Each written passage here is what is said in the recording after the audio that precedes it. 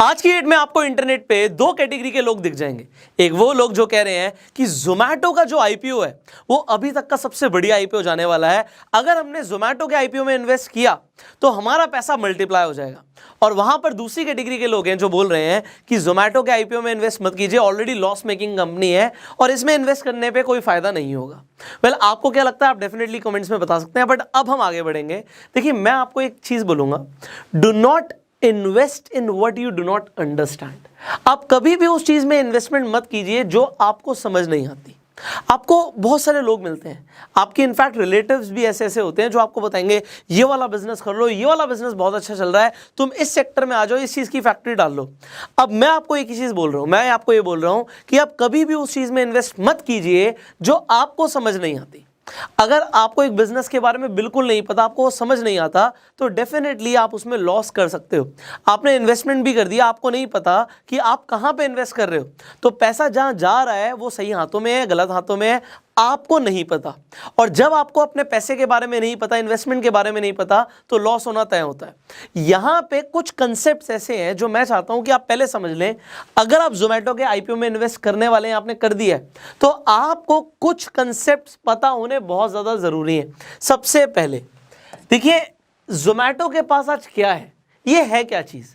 आपको दिखता है भैया एक ऑनलाइन वेबसाइट है, एक ऑनलाइन एप्लीकेशन है जिस पे जाके लोग फूड ऑर्डर कर सकते हैं, आपको ये पता है। But let me tell you an amazing concept जिसका नाम होता है डिजिटल रियल एस्टेट। अब ये डिजिटल रियल एस्टेट होता क्या है, इसे एक बार समझ लीजिए, फिर आपको समझ आ जाएगा कि जोमैटो में इन्वेस्टमेंट ठीक है नहीं है। आज की डेट में जब हम रियल एस्टेट की बात करते हैं, सिर्फ रियल एस्टेट, अब आपको पता है रियल एस्टेट क्या होती है। रियल एस्टेट होती है एक प्रॉपर्टी, आप कहीं पे कोई बिल्डिंग ले लेते हैं, कोई आप एक विला ले लेते हैं, आप कहीं फ्लैट ले लेते हैं, तो आपका एक रियल एस्टेट होता है।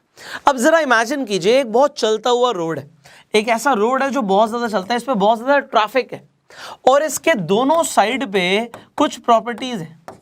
और आपने ये देखा ही होगा, जब एक बहुत ज़्यादा चलता हुआ रोड होता है और उस पे दोनों साइड प्रॉपर्टीज होती हैं, तो यहाँ पे आप अलग अलग एड्स देखते हैं, बैनर्स लगे होते हैं एडवर्टाइजिंग के लिए। तो जब आपको ये दिखता है तो आपको क्या लगता है कि इस प्रॉपर्टी के मालिक को इस एड से कुछ पैसा आता होगा क्या। मान लो किसी कंपनी ने, जॉकी ने ऐड दी हुई है, किसी कंपनी के मतलब एक बिल्डिंग के ऊपर ऐड दी हुई है, जॉकी ने, कोई भी कंपनी ले सकते हो, तो जॉकी क्या उस बिल्डिंग के ओनर को रेंट पे करेगा, कुछ ना कुछ वहां पे लगाने के पैसे देगा, आप कहोगे बिल्कुल देगा। तो अब ये रियल एस्टेट का एक फायदा है ऐसी जगह पे जहां पे ट्रैफिक बहुत ज्यादा है। जोमैटो के पास ट्रैफिक है, आप कहोगे सर इनके पास तो मिलियंस ऑफ यूजर्स हैं। एब्सोल्युटली, जब मिलियंस ऑफ यूजर्स हैं तो वो जोमैटो पे जाके करते क्या है, फिलहाल के लिए, आगे क्या होने वाला है उसके बारे में भी हम बात करेंगे। आपको ये समझ आ रहा है कि जोमैटो पे जाके वो फूड ऑर्डर करते हैं। अब आप ये भी बोलोगे कि भैया रेस्टोरेंट्स तो बहुत सारे हैं, हजारों नहीं सर लाखों रेस्टोरेंट्स हैं, तो अब उन रेस्टोरेंट्स को क्या चाहिए कि हमारी जो रैंकिंग है वो रैंकिंग ऊपर लेकर आओ। अब ये रैंकिंग ऊपर लेकर आने का मतलब वही है कि अगर किसी के पास प्रॉपर्टी है तो वहां पे बैनर हो। यहां पे बहुत सारे लोग हैं, अगर जोमैटो ने किसी रेस्टोरेंट से पैसे लिए और उसे बोला मैं आपकी रैंकिंग ऊपर कर दूंगा, तो ये कितना प्रॉफिटेबल जा सकता है। उस रेस्टोरेंट के ओनर को पता है कि भैया अगर मेरी रैंकिंग ऊपर आ गई तो मेरे पास ऑर्डर्स बढ़ जाएंगे, ऑर्डर्स बढ़ जाएंगे तो मेरे फिक्स एक्सपेंसेस सेम है बट मेरा प्रॉफिट बढ़ जाएगा, तो मैं यहाँ पे रैंकिंग के लिए पैसे दूंगा। अब लाखों में से अगर हजारों रेस्टोरेंट्स भी हर रोज, हर हफ्ते, हर महीने जोमैटो को पैसा देने लग गए, तो ये वाला जो बिजनेस है ये जोमैटो के लिए 100% प्रॉफिट में जाएगा। अब क्या आप इसे समझते हो, डिजिटल रियल एस्टेट Amazon पे, फ्लिपकार्ट पे बहुत बढ़िया वर्क कर रहा है भाई। अगर आपको Amazon पे अपनी रैंक ऊपर लेके आनी है, कोई भी प्रोडक्ट की जो आप बेचते हो, कोई टी शर्ट बेचते हो, तो आपको ऊपर लेके आने पड़ेगा। आपने देखा होगा Amazon पे आता है लिखा हुआ स्पॉन्सर्ड। जब स्पॉन्सर्ड लिखा हुआ आता है इसका मतलब क्या है, Amazon के पास क्या है, ट्रैफिक है, ट्रैफिक। वो ट्रैफिक के ऊपर अपने डिजिटल रियल एस्टेट से पैसे कमा रहा है। ये एक Amazon का एडिशनल बेनिफिट है। जोमैटो के पास भी वही चीज है आज की डेट में, जिसके पास ट्रैफिक है वो कुछ भी बेच सकता है। तो यहां पे अभी मैंने सिर्फ एड्स की बात करी है, अगर ट्रैफिक है तो कल को कितनी चीजें बिक सकती हैं ब्रांडिंग से। तो कल को जोमैटो कुछ ऐसा बेच सकता है क्या, you can think about it, they have the traffic. अब यहां पे एक आपको यहां पे बेनिफिट समझ आ गया डिजिटल रियल एस्टेट का। Let me talk about another concept जो आपको पता होना चाहिए, and that is cloud kitchen. अब क्लाउड किचन को गोस्ट किचन भी बोलते हैं। अब भैया इसका भूतिया से कुछ लेना देना नहीं है, इसका मतलब क्या है ये समझिए। आज आप एक रेस्टोरेंट देखते हैं, आप अपने फेवरेट रेस्टोरेंट से ऑर्डर करते होंगे, जोमेटो पे, स्विगी पे, जिस पर भी आप करते हैं। तो मान लीजिए एक रेस्टोरेंट खुला हुआ है। अब इस रेस्टोरेंट की बहुत सारी कॉस्टिंग्स होती हैं।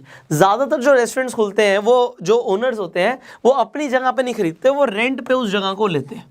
अब जब रेस्टोरेंट खुलेगा, अगर वो कोई ऐसी लोकेलिटी में या कोई ऐसी जगह पर खुला हुआ है जहाँ पे उसकी विजिबिलिटी नहीं है, कोई देखता नहीं है, तो वहाँ पे रीच बहुत कम आएगी। तो ऐसी जगह पे रेस्टोरेंट लेना पड़ेगा रेंट पे जहाँ पे ट्रैफिक ज़्यादा हो, जिसकी हमने ट्रैफिक की बात करी थी, लोग देख पाए, विजिबिलिटी बहुत अच्छी हो, तो ऐसी जगह का रेंट भी ज़्यादा होगा। तो अगर एक अच्छी मेट्रोपॉलिटन सिटी की बात करें और एक अच्छी लोकेशन की बात करें, एक डिसेंट साइज रेस्टोरेंट की, तो 2 लाख से 8 लाख रुपए तक कुछ भी किराया हो सकता है। इसके बाद जब हम कोई रेंट पे जगह लेते हैं, क्या हम सिक्योरिटी डिपॉजिट करते हैं? आप कहोगे बिल्कुल करते हैं। कितनी होती है वो? रेंट की कम से कम 3 गुना, कुछ लोग तो 6 महीने की भी लेते हैं। तो मान लेते हैं लॉक इन पीरियड ज़्यादा है, तो यहाँ पे एवरेजन 12 लाख रुपए लगाओ जी सिक्योरिटी के। इसके बाद उस रेस्टोरेंट को बनाना पड़ेगा, आपको तो सिर्फ जगह मिलेगी, तो उस इंफ्रास्ट्रक्चर को बिल्ड करना पड़ेगा, ऐसी एम्बियंस करनी पड़ेगी, इंटीरियर कराना पड़ेगा, तो उसमें लाखों रुपए खर्च हो जाते हैं। 40 से 50 लाख रुपए आप मान के चलिए अगर कोई बढ़िया रेस्टोरेंट बनाएगा तो। और ये मैं लोअर साइड पे ले रहा हूँ, उससे ज़्यादा भी खर्च करते हैं। अच्छी दिल्ली जैसी सिटीज़ में, मुंबई जैसी सिटीज़ में लोग करोड़ों रुपए भी खर्च कर देते हैं अपने रेस्टोरेंट्स पे। अब इसके बाद आपको चाहिए वर्कर्स काम करने के लिए, जो आपकी फिक्स कॉस्ट में जाएगा। अब वर्कर्स आएंगे, आपके वेटर्स आएंगे, शेफ्स आएंगे, बहुत सारे लोग होते हैं जो एक रेस्टोरेंट में काम करते हैं। उसके बाद आपको एक मैनेजर भी अपॉइंट करना है, लोगों से अच्छे से बात करने के लिए, उसकी सैलरी बहुत ज़्यादा होगी, एंड ये फिक्स्ड एक्सपेंस में तो जा ही रहा है। फिर आप मार्केटिंग करोगे एट दी एंड, और इसमें भी आपके पैसे जाएंगे। अब आपको क्या लगता है ऐसे रेस्टोरेंट में जिसमें इतनी सारी कॉस्टिंग है, जब आप फूड ऑर्डर करते हो और मान लो कोई डिश आप ऑर्डर करते हो वो 500 रुपए की है, तो उसमें भैया फूड की कॉस्ट कितनी होती होगी? आप कहोगे सर कुछ नहीं होती होगी, मतलब 10-20% कॉस्टिंग होती होगी फूड की। And you are right. अगर आप एक 500 रुपए का सूप ऑर्डर कर रहे हो अच्छे रेस्टोरेंट में जाके, तो भैया उसमें कितने का टमाटर है, और वो उसमें एडिशनल आप जो भी कॉस्टिंग लगा सकते हो चीज़ों की, उसमें इंग्रेडिएंट कॉस्टिंग कुछ भी नहीं है, नथिंग, बट बाकी सारी चीज़ों की कॉस्टिंग बहुत ज़्यादा है। अब क्लाउड किचन का कंसेप्ट क्या कहता है? कहता है हमें रेंट पे महंगी जगह लेने की ज़रूरत ही नहीं है, हम तो जी कोई ऐसी जगह पे भी ले लेंगे जहाँ पे कोई नहीं आ सकता, मतलब किसी को आना ही नहीं है ना, वहाँ पे तो सिर्फ टेक अवे ओनली होगा। तो यहाँ पे क्लाउड किचन का मतलब क्या होता है कि कोई बैठ के खाना नहीं खाएगा, वहाँ पे डाइन इन नहीं है, ओनली टेक अवे, सिर्फ लेकर जाओ, यहाँ पे खाना बनेगा। अब जब टेक अवे हो रहा है और वहाँ पे कोई देख नहीं रहा, तो एक बहुत छोटी जगह पे बहुत ज़्यादा प्रोडक्शन हो सकती है खाने की। तो ये क्लाउड किचन का एक और फायदा हो गया। तो जहाँ पे आप 2 लाख 8 लाख रुपए रेंट दे रहे थे, वहाँ पे 20-30 हज़ार में भी काम हो जाएगा क्लाउड किचन के लिए। फिर सिक्योरिटी डिपॉजिट भी कम रहेगा, फिक्स कॉस्टिंग, आपको सिर्फ शेफ्स चाहिए अच्छे, वेटर्स की आपको ज़रूरत नहीं, मैनेजर्स की आपको ज़रूरत नहीं, एंड मार्केटिंग में आपको खर्चा करना होता है। अगर आप क्लाउड किचन आज की डेट में भी खोलते हैं, क्लाउड किचन की भी कंपनीज हैं जो फ्रेंचाइजीज भी देती हैं, बट मैं आपको कुछ और बताने वाला हूँ अभी, बड़े ध्यान से सुनिएगा। मार्केटिंग में खर्चा होता है, एग्रीगेटर कॉस्ट बोलते हैं। जैसे स्विगी पे कोई अपना रेस्टोरेंट को लेकर आएगा, फिर वही वहाँ पे लेकर आएगा, तो एग्रीगेटर जो बीच में है, जोमेटो अपना मार्जिन लेगा, स्विगी अपना मार्जिन लेगा, और कल को ऐड ले आया तो ये मार्केटिंग कॉस्ट बढ़ जाएगी। बट जरा सोचिए, think about this concept called Zomato kitchen. Zomato अगर अपना ही क्लाउड किचन ले आए, उसे पता है भैया फूड कॉस्टिंग क्या है, उसके पास यूजर्स का डेटा है, उसे पता है आपको क्या खाना पसंद है, आप बार बार क्या ऑर्डर करते हो उसे पता है, वो बार बार आपको वही दिखाएगा, और वो बार बार आपको दिखा रहा है, और कॉस्ट दिखाएगा कम, क्योंकि वो कॉस्ट कम कर सकता है। आप अमेजॉन बेसिक से कोई प्रोडक्ट ऑर्डर करते हो और आप अपनी फेवरेट कंपनी से जब ऑर्डर करते हो, तो आप देखते हो यार अमेजॉन बेसिक पे तो 25 से 30% प्राइस कम है, और आपको पता है अगर जोमेटो कल को कुछ लेकर आएगा, अपना किचन लेकर आएगा, तो फूड क्वालिटी अच्छी ही होगी, जोमेटो की कस्टमर केयर सर्विस तो अच्छी है। अब अगर ये सब अच्छा है जोमेटो के साथ, और जोमेटो अपना किचन ले आता है, आप डेफिनेटली बोलोगे सर बहुत सारे रेस्टोरेंट्स की वॉट लगेगी, बट जोमेटो को इससे प्रॉफिट होगा। अब जिन लोगों ने जोमेटो में इन्वेस्ट किया हुआ है उनकी बल्ले बल्ले है। अब मैं आपको एक और फाइनल कंसेप्ट दे रहा हूँ, and then total your decision. देखो जी, मेरे हिसाब से 3 साल एक बहुत बड़ा टाइम होता है किसी भी इंडस्ट्री को पूरी तरीके से हिला देने के लिए। 3 साल एक बहुत बड़ा टाइम होता है, ठीक है जी। जोमैटो का फ्यूचर अगर आप बड़े ध्यान से समझें, जोमैटो इस वक्त कर क्या रहा है, जोमैटो अलग अलग कंपनीज में इन्वेस्ट कर रहा है। मैंने लास्ट वीडियो में बताया था, उसने फिट्सो में इन्वेस्ट किया, उसने ग्रोफर्स में इन्वेस्ट किया हुआ है। तो इसी तरीके से वो अलग अलग नई कंपनीज में भी इन्वेस्ट कर रहा है जिसमें पोटेंशियल ग्रोथ है।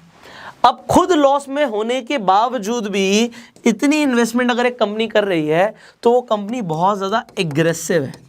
अगर कंपनी इतनी ज़्यादा एग्रेसिव है मार्केट में अपना शेयर बढ़ाने के लिए और प्रॉफिट में जाने के लिए, कितना टाइम लगेगा? मैंने बोला 3 साल लगते हैं। अगर आप किसी भी इंडस्ट्री को हिलाना चाहते हो, you just need to have digital traffic, digital real estate, what Zomato has, and finally a brand name when everybody is talking about it. आप समझ रहे हो Zomato को कितनी पब्लिसिटी मिल रही है?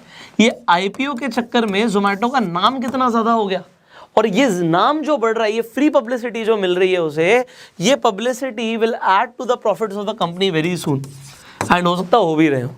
सो ये प्रॉफिट में जाएगी कब, कितने टाइम में जाएगी? Well I can not predict it right now, but I know भैया 3 साल अगर उसने ढंग से फोकस किया, जो वो कर भी रही है, सो Zomato has a very promising future. Now what do you think? आपको क्या लगता है? देखो, आपकी अपनी राय भी हो सकती है, आप अपनी राय डेफिनेटली कमेंट्स में बताइए। एंड अगर आपको वीडियो अच्छी लगी जल्दी से लाइक कर दीजिए। अगर आपको Zomato के आईपीओ में, इनफैक्ट आगे पेटीएम का आईपीओ होने वाला है, LIC का आईपीओ होने वाला है, पॉलिसी बाजार का आईपीओ होने वाला है, अगर आप आईपीओज में इन्वेस्ट करना चाहते हो तो आपको एक डीमेट अकाउंट चाहिए होता है। डिस्क्रिप्शन कमेंट बॉक्स में लिंक है, उस पर क्लिक कीजिए, अपना डीमेट अकाउंट फ्री में खुलवाइए, और उसके बाद आप जिस आईपीओ के अंदर चाहते हैं आप इन्वेस्टमेंट कर सकते हैं। Zomato के आईपीओ के बारे में पूरी जानकारी के लिए हमने ऑलरेडी वीडियो बनाई हुई है, आई बटन पे लिंक है, आप उसे भी जाके देख सकते हैं। फाइनली YouTube पे वीडियो देख रहे हैं, सब्सक्राइब कीजिए, बेल आइकन पे क्लिक कीजिए कि ऐसी एक भी वीडियो आप मिस ना करें। एंड Facebook पे देख रहे हैं आप, हमें फॉलो कीजिए। I will see you in the next video. Till that time you share this video right now and go self made.